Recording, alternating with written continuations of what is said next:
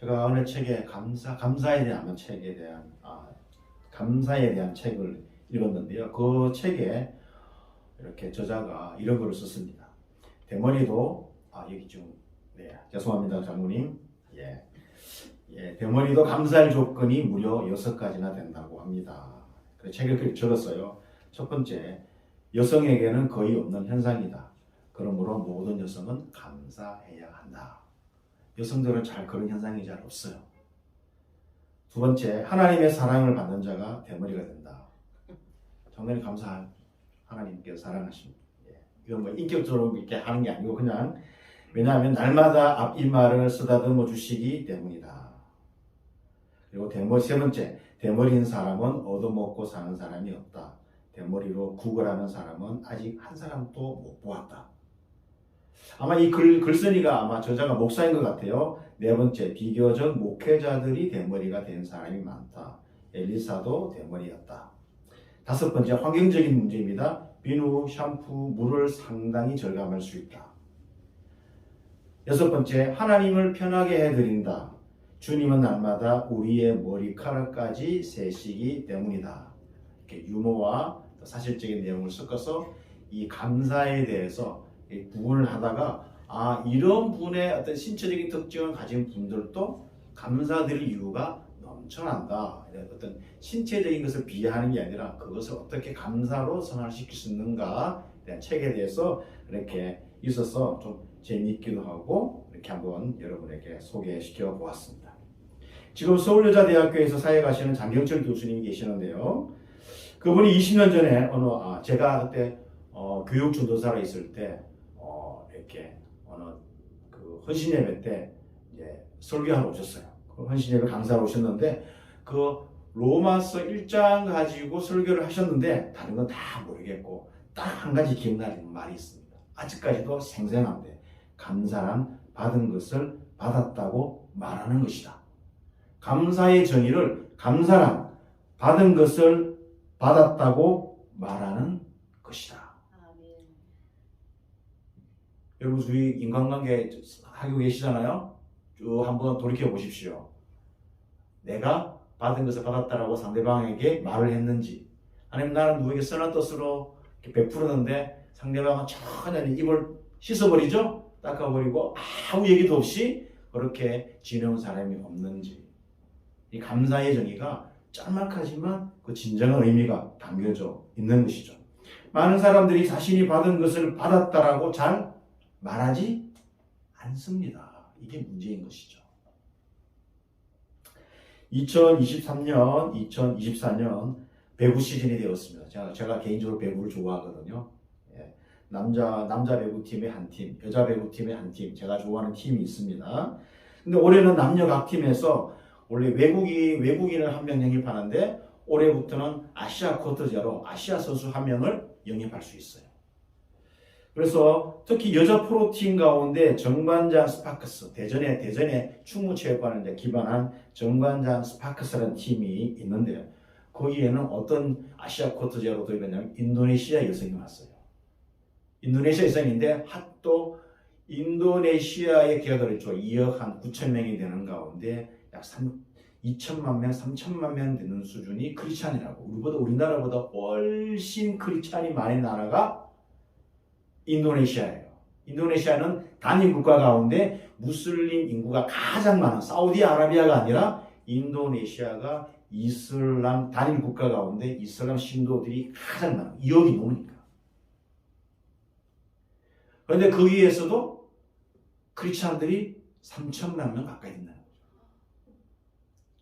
미전도 족속인데, 미전도 종족인데도 불구하고 크리스찬들이 그렇게 많아요. 근데 이제 인도네시아 출신이 이름 이제 등록명이 메가를 영입했는데 이 여자는 인도네시아 국가대표로 이제 활동을 하고 있는데 모습이 특이해요. 히잡을 써요, 운동선수들이. 그 무슬림 여성들은 자기 머리를 드러내면 안 되니까 머리카락이 보이지 않도록 히잡을 쓰고 또 그리고 팔 다리에 주로 이제 운동하는 선수들은 이제 짧잖아요, 그죠? 예, 그런데 자기 살갗을 드러내지 않기 위해서 뭐 레깅스라든지 이렇게 쭉 타이를 입고 온몸을 가리겠어 그렇게 운동을 하는데 이 선수가 얼마나 잘하는지 모릅니다. 그래서 1라운드, 즉 6경기가 끝났는데 이제 최근에 가는 곳마다 인도네시아 자국민들이 한국에 들어온 자국민들이 들어와 가지고 자기 나라의 그 대표 선수인 메가를 응원하기 위해서 열광적으로 응원을 하고 있다는 그런 뉴스를 보았습니다. 왜 이런 얘기를 하는가? 저는 제가 인도네시아 자카르타 메가시티죠. 자카르타 어느 한인교회에서 부목사로 섬겼기 때문입니다.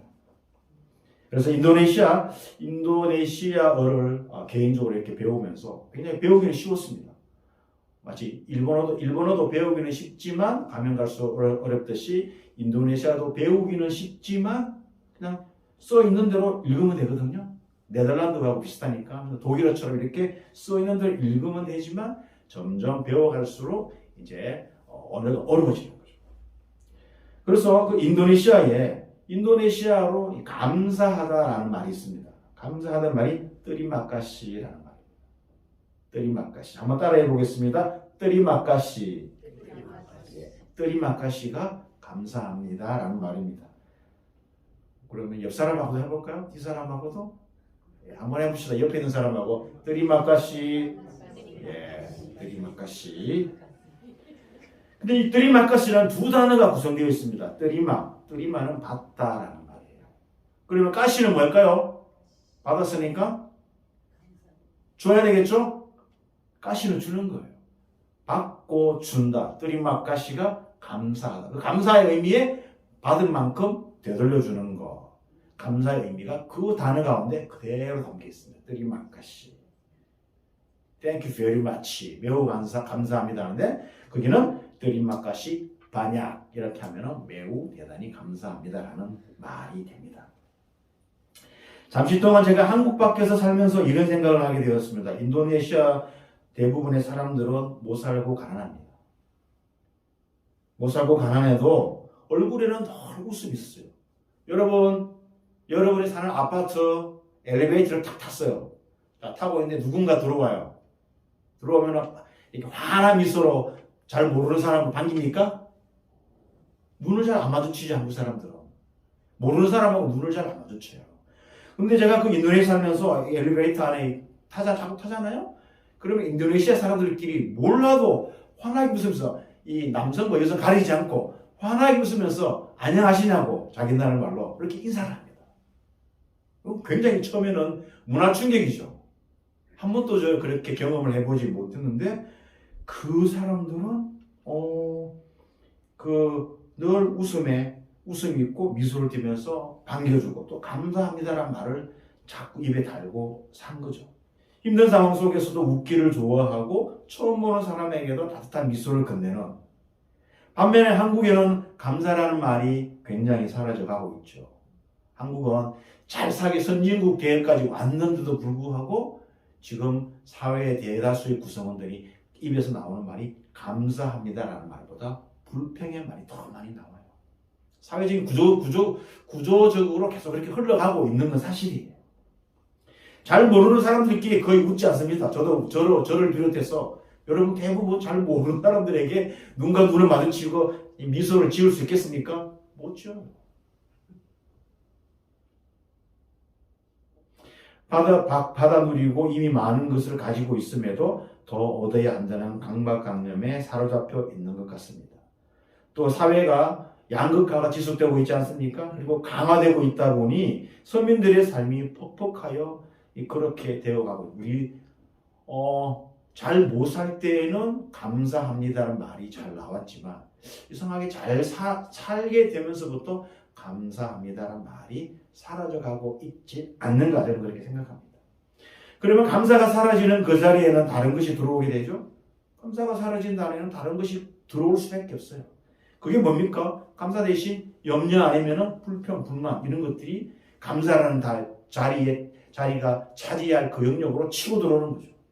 그래서 사람들의 마음이 점점 퍽퍽해지고 완악해지고 그렇게 가는 거죠. 사회가 굉장히 차가워지는 거죠. 사랑이 이뤄져 보려 가는 것이죠. 염려는 뭐예요? 염려는 둘 이상의 관심사를 동시에 추구하기 때문에 염려하는 거예요. 한 가지 관심사에 추구하고 집중해도 염려가 되는데 두 가지 관심사에 집중하니까 염려가 될 수밖에 없는 것이죠. 신앙에 있어서도 이 염려라는 게 굉장히 부정적이고 우리의 삶에 영향력을 주는 단어이죠. 그리고 또 염려라는 단어가 기본적으로 하나님에 대한 신앙을 부정한다는 거예요.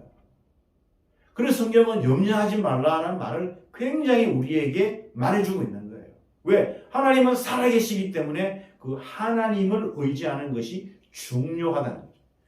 그리고 반대적으로 염려한다는 것은 하나님이 살아계심에도 불구하고 하나님을 못 믿다는 거예요. 하나님이 신실하심에도 불구하고 그 하나님을 신뢰하지 못하겠다는 것이 바로 염려라는 거예요.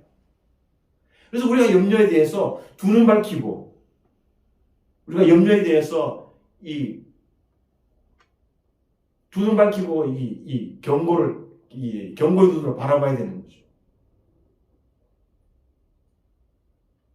그래서 염려하고 근심하면서 인생을 살든지 아니면 기도하고 감사함으로 인생을 살든지 이 두 가지 가운데 우리는 늘 선택을 해야 됩니다.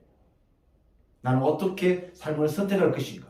내 상황이 이러한데도 불구하고 나는 어떤 삶을 선택할 것인가? 그건 각자에게 달려있는 거예요. 염려하고 근심 걱정하면서 계속 살아가든지 아니면 감사함으로 인생을 살아가든지 선택을 해야 된다는 것이죠. 영어로 보면 감사가 thank니까 thank. 근데 생각이라는 단어는 think예요. 생각에서 감사라는 단어가 나오는 거예요.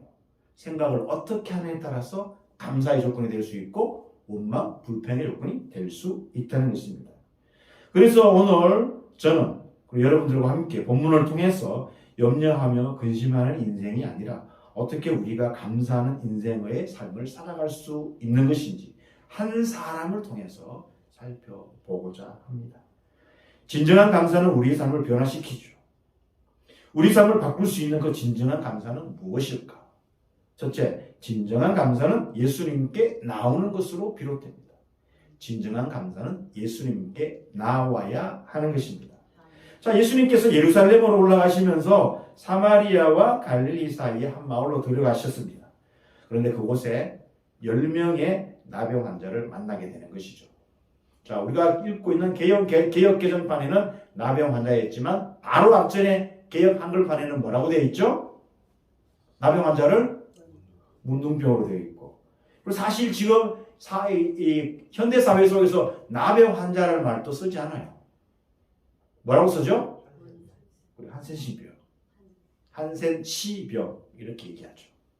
성경이 어떤 시대적인 어떤 흐름에 약간 뒤처지는 경우가 있어요.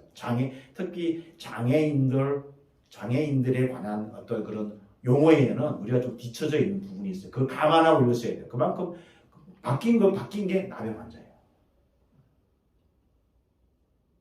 여러분, 정상인이라면은 절대로 유대인과 사마리아 사람이 섞이지 않습니다. 그렇죠? 그런데 오늘 나병 환자 10명 가운데 한 명이 사마리아 사람이고 그 10사람이 섞여 살고 있었습니다. 인종에 상관없이 나병에 걸렸기 때문에 사람들로부터 격리되고 저주받은 인생이기 때문에 저주받은 인생끼리 같이 살아야지 어떡하겠습니까? 서로. 혼자 사는 것보다 나병 환자라도 서로 같이 살아야 자기 자신을 보호할 수 있기 때문이죠. 정상적인 사람들로부터 돌파매질 안 당하고 욕 안 얻어먹고 10명이 같이 이렇게 여러 명 뭉쳐 있어야 힘이 생기게 되는 거죠. 그래서 정상인들이 함부로 자기들을 대하지 못하도록 그렇게 같이 살 수밖에 없었던 것이죠. 저는 아이러니하게도 나병에 걸려 서로 간에 차별이 없어졌습니다. 갈라디아서 보면 사도 바울이 뭐라 그러죠? 너희는 그리스도 예수 안에서 유대인이나 이방인이나 종이나 자유인이나 남자나 여자나 차별이 없다 그랬어요. 에베소서는 뭐라고 그러죠? 이 둘 사이에 크다는 장벽이 있었는데 이 장벽을 누가 허무셨다고? 예수 그리스도께서 자신의 몸으로 허무셨다. 하나로 만드셨다. 그렇게 얘기하고 있어요. 차별을 없앤 장본인이 누구라고요? 예수 그리스도. 근데 차별은 누가 하고 있죠? 예수 그리스도의 제자인 교회가 차별을 하고 있는 거예요. 야고보서 뭐라고 그러죠? 부자는 이 앞줄에, 가난한 자는 저 뒤에. 초기 교회부터 차별이 생겨났던 거예요. 그런데 역사를 보십시오. 교회가 얼마나 많은 차별을 겪어왔는지. 이 한국 땅에 복음이 편만하게 퍼질 수 있는 원인 가운데 하나가 뭐예요? 그 차별을 없앴기 때문에. 산업공사의 철저한 신분제 사회 가운데 예수 그리스도께서는 종도 그리고 백정도 차별하지 않고 하나님의 자녀로 맞아주신다는 그 어마어마한 복음이 이 한국 사회를 변화시킨 거예요. 한국 사회 복음이 이렇게 편만하게 퍼지게 되는 근본적인 이유가 뭔가? 그 차별을 복음이 철폐하였기 때문인 거예요. 복음의 능력을 우리는 가슴에 새기고 있습니다. 복음의 능력 가운데 하나는 차별을 없애는 거다. 나병 환자는 정상인과 가까이서 만날 수 없기 때문에 이 10명의 환자들이 10명의 사람들이 예수님과 무리들을 알아보았습니다. 예수님이 지금 예루살렘으로 올라가시는 길에 있었으니까 소수의 무리가 간 게 아니었어요. 많은 사람들과 함께 예루살렘으로 올라가고 있었습니다. 그래서 그들은 멀리 있어서 예수님께 소리 높여 말할 수밖에 없었습니다. 나병 환자들이 정상인과 대화하려면 몇십 미터 떨어져야 되고 자기 입술을 가리우고 자기는 비천한 자다라고 외쳐야 됐고 정상인과 얘기할 때는 반드시 자기 입술을 가려야만 했습니다. 그런 어떤 행동 규칙이 있었습니다. 소리 높여 말했습니다. 멀리 떨어져 뵙게 되니 소리 높일 수밖에 없었죠. 예수 선생님이여 우리를 불쌍히 여기소서. 다른 말 하지 않았습니다. 예수님께 찾아간 많은 사람들이 이렇게 접근하죠. 주님 저를 불쌍히 여겨주십시오.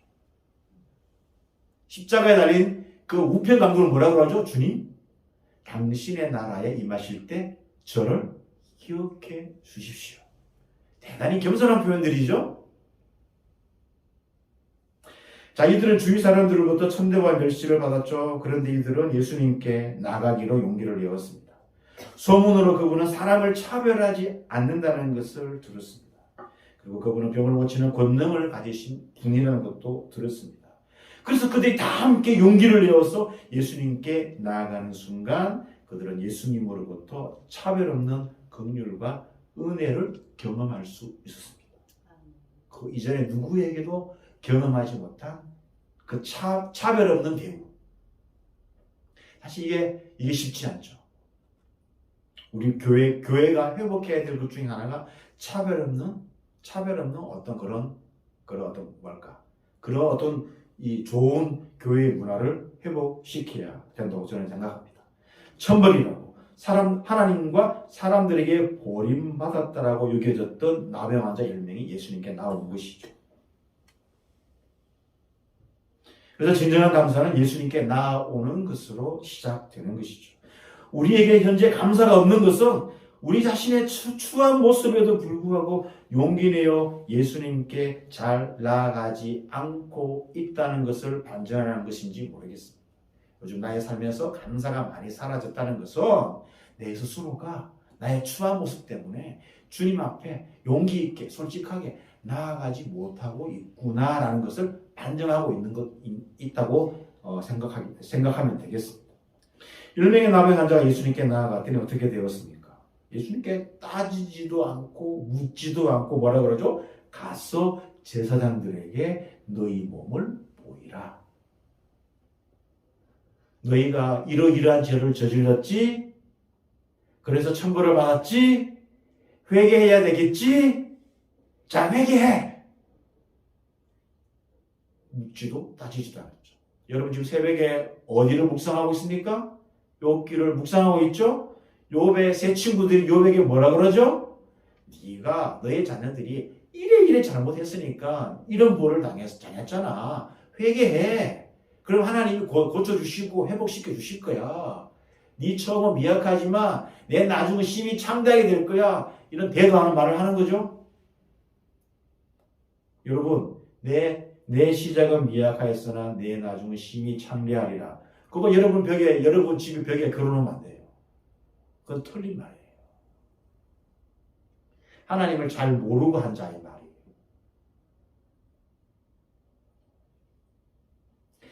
1997년 이스라엘 총리가 된 골다 메이어라는 여사님이 자신의 자서전에서 이런 고백을 했다고 합니다. 어떤 고백이냐면은 나는 내 얼굴이 못생긴 것에 감사한다. 나는 못났기 때문에 기도했고 못났기 때문에 열심히 공부했다. 나의 약점은 이날의 도움이 되었다. 나의 절망은 하나님의 소명을 깨닫는 기회가 되었다. 신체적으로 자기 얼굴이 여성으로서의 그런 아름다움을 추구하고 흠모하는 거 당연한데 자기 얼굴에 대해서 이렇게 그런 얼굴이 자기가 어떻게 소명으로 나아가는 그런 발판이 되었다라고 이 골다 메이어 이스라엘 총리가 된 그분이 그렇게 자기 자서전에서 이야기를 했다고 합니다. 여러분, 주님께 나아가면 일어서지 못할 만큼 가망 없는 인생이 없습니다. 주님께 나아가면 용서받지 못할 중한 죄인이 없습니다.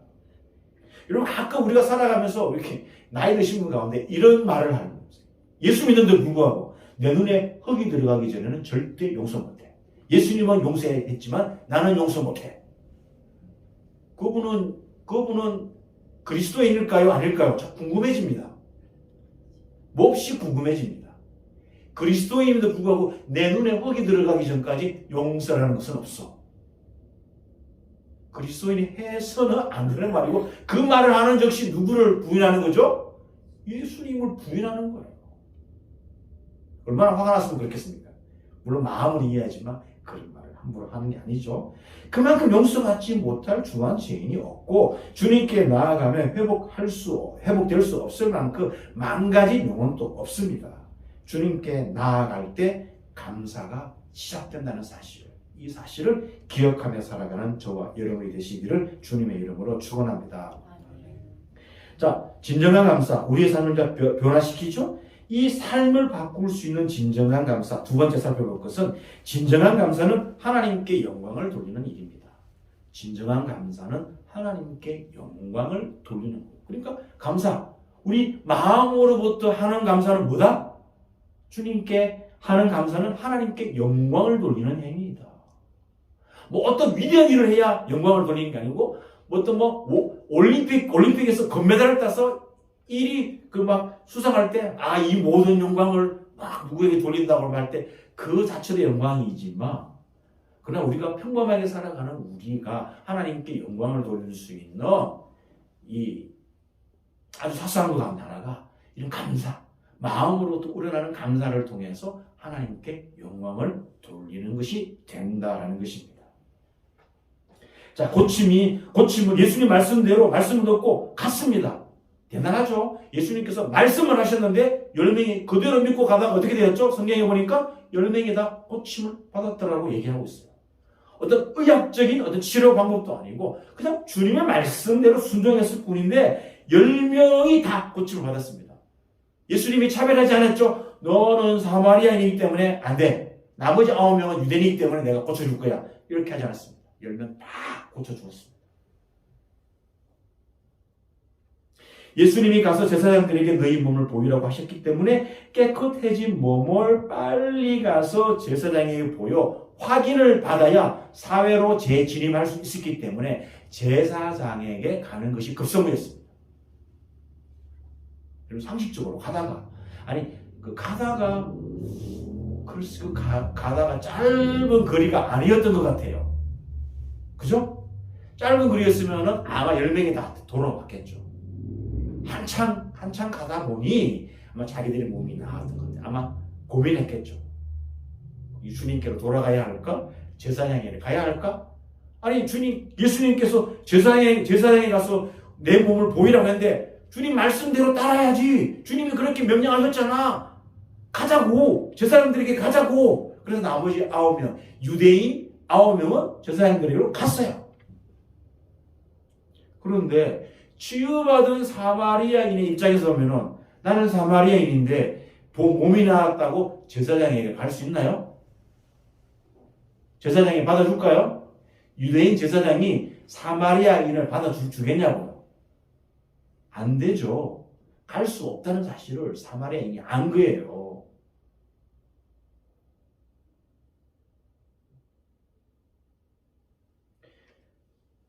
그래서 그는 자기 병을 고치신 주님께로 돌아올 수밖에 없었던 거예요. 치유된 즉시 되돌아왔습니다. 사마리아인의 이 태도가 중요한 것이죠. 치유는 주님이 베풀어 주는 것이지 제사장이 베풀어 주는 것이 아니었어요. 제사장은 확인만, 네가 나았다는 것을 확인만 해줄 뿐이었습니다. 그래서 사마리아인은 주님께 감사하는 것이 제사장에게 먼저 가는 것보다 중요하다고 생각했기 때문에 되돌아올 수 있었습니다. 자신의 나병을 고쳐주신 주님께 감사하는 것보다 앞서는 것이 없다고 생각했기 때문에 주님께 돌아왔습니다. 물론 본인이 제사장에 갈 수 없는 상황이었기 때문에도 있었겠죠. 진정한 감사의 시작은 예수님께 나아온 것으로 시작하죠. 사실 이것도 힘드는 것이죠. 왜냐하면 믿음이 없으면 예수님께 나아오지 않기 때문입니다. 그러나 한 단계 더 발전한 진정한 감사는 주님께 다시 나아오는 것입니다. 여기서 감사는 받은 것을 받았다라고 말하는 것이 정확하게 적용되는 부분이죠. 사마리아인이 자기가 치유받았다는 것을 치유받았다라고 주님께 말씀을 드리는 행위가 감사의 행위라는 것이죠. 사마리아인은 자신이 치유받은 것을 받았다라고 말하기 위해 주님께 나오고 주님께 엎드려서 뭐라고 했죠? 감사했다라고 말합니다. 여러분, 우리가 하나님께 간구하는 것보다 더 중요한 게 뭐죠? 간구한 이후에 우리가 나타내는 행위에 달려있어요. 사마리아 사람처럼 받은 것을 받았다라고, 즉시 받았다라고 감사해야 합니다. 이 사마리아인은 예수님의 발 아래에 엎드려 감사했다라고 성경은 우리에게 말씀해 주고 있습니다. 이런 사마리아인의 행위에 대해 예수님은 무엇이라고 말씀하십니까? 이 이방인 외에는 하나님께 영광을 돌리러 돌아온 자가 없느냐? 자, 두 가지 동사에 중요하죠? 영광을 돌리다. 그리고 돌아오다. 주님께서는 제사장에게 가라고 말씀하셨지만 그 가라고 말씀하신 그 밑바탕에는 뭐가 있죠? 자기에게 돌아오라는 그런 의미가 내포되어 있다. 누구의 말을 통해서? 예수님 본인의 말씀을 통해서. 당연히 9명도 돌아와야 되는데 9명이 돌아오지 않았다는 것에 대해서 섭섭함을 얘기하고 있어요. 돌아온 사마리아인에게 그 돌아오는 행위 자체가 하나님께 영광을 돌리는 것이라. 이런 얘기를 해주었습니다.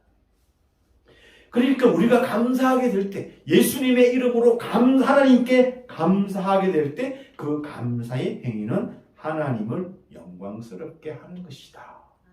우리가 큰 일을 해서 하나님께 영광을 돌릴 수 있지만 삶에서 소소하게 하나님께 영광을 돌릴 수 있는 것은 내 삶에서 소소한 것 가운데 그것을 하나님께 감사하다라고 말씀을 드릴 때 하나님은 그것을 너는 나에게 영광을 돌리구나. 내가 그 영광을 받겠다라고 하시는 것입니다. 우리는 이 사마리아인의 태도를 주목해 보아야 됩니다. 첫 번째로 예수님의 발 아래 엎드렸습니다. 성경에서 엎드린다 단어는 제가 전에도 얘기했죠. 중요한 단어라고요. 엎드린다는 제가 이 그리스어를 써보겠습니다. 프로스키네요. 이거는 예배하다라는 단어입니다. 엎드리다. 이스라엘 사람들이 하나님께 예배할 때 사용하는 말이 뭐죠? 엎드리다. 하나님을 경외할 때 이스라엘 백성들이 두 가지 태도가 있어요. 말씀 앞에 일어서는 행위. 우리가 주일날 하나님을 경외하는 마음으로 뭐 하죠, 그죠? 일어서서 말씀을 경청하거나 교독하거나. 하나님 앞에 일어서는 행위. 이건 뭐예요? 하나님을 경외하는 한 가지 태도고, 또 이스라엘이 두 번째 하나님을 경외하는 태도가 뭐예요? 부복하는 것, 엎드리는 것. 특히 어떨 때? 하나님의 임재가 강하게 임할 때. 사람들이 도저히 두려워서 서 있지 못하고 땅바닥에 엎드리는 행위가 바로 엎드린다 하나님을 예배한다라는 단어입니다. 그러니까 이 사마리아인이 예수님 앞에 엎드렸다는 것은 뭐예요? 자기를 고쳐주신 예수님을 구 메시아로 알고 그분 앞에 예배를 드린다는 것과 마찬가지입니다.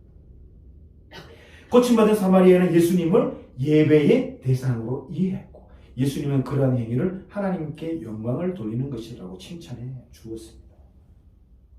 나머지 9명은 나병에서 치유함을 받았습니다. 제사장의 확인을 받고 율법이 정한 규례대로 하나님께 제사를 드렸을 겁니다. 일련의 절차를 통해서 하나님의 백성으로 재편입되었을 것입니다. 그럼에도 불구하고 그들은 하나님께 영광을 돌리지 않았다라고 예수님께서 말씀하십니다. 육신적으로는 치유함을 받았지만 깊은 영적인 문제에서는 치유함을 받지 못했다는 말과 마찬가지입니다. 그들은 유대인이었습니다. 자신을 고쳐준 예수님께 감사하다고 직접 말하지 않았습니다. 자신들이 치유함을 받았음에도 불구하고 예수님이 누구인지 제대로 이해하지 못했기 때문에 예수님께 나오지 못한 거죠. 고침받았기 때문에 나중에 그랬죠. 그 예수라는 양반 대단해. 우리의 나병을 치유해줬어. 정말 대단한 능력자야. 이 정도 소리는 했겠지만 예수님이 누구인지에 대해서는 진정한 고백이 없었을 것인 거죠. 오직 한 사람, 사마리아인만 주님이 누구인지를 알고 나아갔다는 거죠. 이런 누가복음을 읽다 보면은 사마리아인에 대해서 굉장히 나와요. 여기 건너뛰어서 저 14장에 가면은 뭐가 나오죠? 예수님의 비유 가운데 선한 사마리아인이 비유 나오죠. 거기다가 사마리아에다가 앞에 뭐를 붙였죠? 선한. 지옥불에 뗄감 정도로의 존재 가치로 여겨졌던 사마리아인이 그 성경은 뭐라고 그러죠? 그 앞에다가 선한이라는 붙였어요. 그리고 오늘 예수님은 당신의 입으로 이 이방인 외에는 하나님께 영광을 돌려온 자가 없느냐라고 이 사마리아인을 칭찬해 줍니다.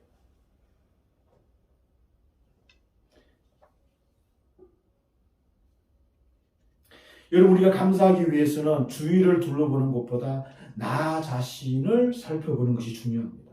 나 자신에게 무엇이 일어났는지 자세히 주의하며 살펴보아야 합니다.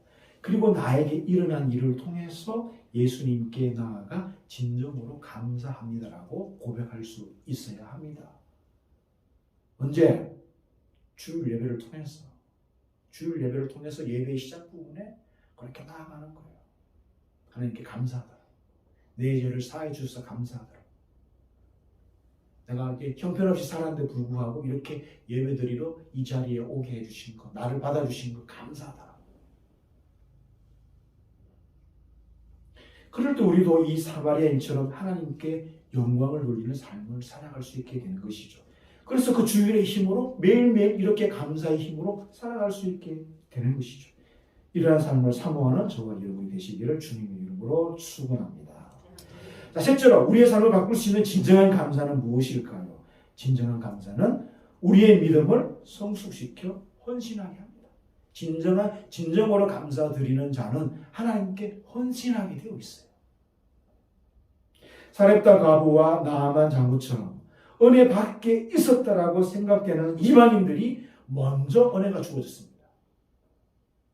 예수님이 누가복음에서 예수님이 취임 설교를 할 때 누구 예를 들었어요? 사렙다 과부와 나아만 장군을 들었어요. 그래서 그 회당에 있는 이스라엘 사람들이 뿔나가지고 그 안식일날 예수님을 그냥 남떨어지에 밀쳐서 죽이려고 했지 않습니까? 그 거룩한 예배 때 이스라엘 백성을 얘기하지 않고 이방인을 먼저 얘기했다고. 그래서 성경은 이 이방인들에게 먼저 은혜가 주어졌고 심판의 불을 받아야 마땅하다고 생각되었던 사마리아인이 예수님께 돌아와 병고침을 받는 더 큰 은혜를 받았습니다. 여러분, 중요한 것은 뭐예요? 그가 과거에 누구였는지가 아니라 나병 환자였다? 사마리아였다? 이게 아니라 지금 진실로 예수님께 돌아왔느냐가 중요하다는 겁니다. 그가 유대인이냐 사마리아냐가 중요한 게 아니라 지금 주님께로 나오느냐가 중요하다는 것입니다. 더 이상 그 자신이 사마리아인이라는 것이 중요한 것이 아니었습니다. 그에게 중요한 것은 믿음의 주요 온전케 하시는 이인 예수님을 알고 믿게 되었다는 것입니다. 이런 그에게 예수님이 말씀하십니다. 내 믿음이 너를 구원하였느니라. 일어나 가라. 우리가 성경을 읽을 때 구원이라는 단어가 나오면 영원 구원일까 하지만 성경을 읽어보면 이 구원은 그런 구원이 아니에요. 대부분 여기서는 육신의 질병에서 치유함을 받았어. 그리고 온 존재가 깨끗함을 받았다는 그런 의미로 구원이라는 단어를 씁니다. 구원을 확정해주고 일어나 가라라고 예수님께서 말씀하십니다. 여기서 예수님의 말씀 일어나 가라라는 말에도 주의를 두어야 됩니다. 여기서 일어나다라는 말은 성경에서 복음서에서 굉장히 중요한 단어입니다. 왜냐하면 여러분 달리다 쿰 소녀가 내가 내게 말한다 일어나라. 죽은 자에게 일어나라라고 얘기합니다. 죽었다가 다시 살아나는 것을 가리키는 말입니다. 예수님께서 죽었다가 하나님이 그를 다시 일으켜 세웠어요. 예수님 스스로가 일어난 게 아니라 누가? 하나님이 예수님을 일으켜 세운 거예요. 그래서 부활하신 거예요. 이 말은 나병 환자 병만이 난 것이 아니라 영적으로 죽었다가 살아났음을 보여주고 있는 거예요. 그래서 이제 군대에 계신 들린 자가 예수님을 만남으로 온전하게 치유되었을 때 예수님과 함께 동행하자고 부탁하지 않았습니까? 자신을 치유해 주셨지만 또다시 그와 같은 일이 자신에게 일어날까 봐 두려워했던 거죠. 그러나 예수님은 그에게 이렇게 말씀하셨습니다. 집으로 돌아가 하나님이 너에게 어떻게 큰 일을 행하셨는지 말하라. 마찬가지로 나병에서 치유된 사마리아인에게도 일어나 가라라고 말씀하셨습니다. 단순히 가는 것이 아니라 영적으로 새롭게 태어남으로 너 자신에게 일어난 하나님의 큰 일에 대해서 감사하고 그 일을 너의 주위 사람들에게 알리려고 가라라고 말씀하신 거예요. 우리의 믿음 생활도 마찬가지입니다. 우리에게 행하신 하나님의 세밀한 행하심을 발견하고 감사할 때 하나님은 우리를 새로운 헌신의 세계로 인도하십니다. 감사하는 자가 진정한 헌신을 감당할 수 있기 때문입니다. 그래서 우리가 일상의 삶에서 감사를 훈련해야 돼요. 훈련해야 됩니다. 그래서 지속적으로 이어나갈 수 있게 되는 것이죠. 우리의 삶이 하나님께 진정한 헌신의 삶으로 들어줄 수 있는 이유는 지속적인 감사의 힘이 있기 때문입니다. 그런 감사하는 자가 하나님의 살아계심을 증거하며 가라의 삶을 감당할 수 있기 때문인 것입니다. 말씀을 맺도록 하겠습니다. 감사는 예수님께 나아감으로 시작됩니다. 감사는 하나님께 영광을 돌리는 행위입니다. 그리고 감사는 우리의 믿음을 더욱 성숙시켜 헌신으로 인도하게 됩니다. 감사, 이것 하나만 잘해도 우리 인생이 완전히 달라질 수 있습니다. 치유함을 받은 나머지 9명의 유대인처럼 감사 없이 이 2024년 남은 한 해를 보내지 마시고 감사의 이유를 발견하는 즉시 하나님께 받았다라고 말씀드려 감사하는 삶으로 살아가는 저와 여러분이 되시기를 주님의 이름으로 축원합니다.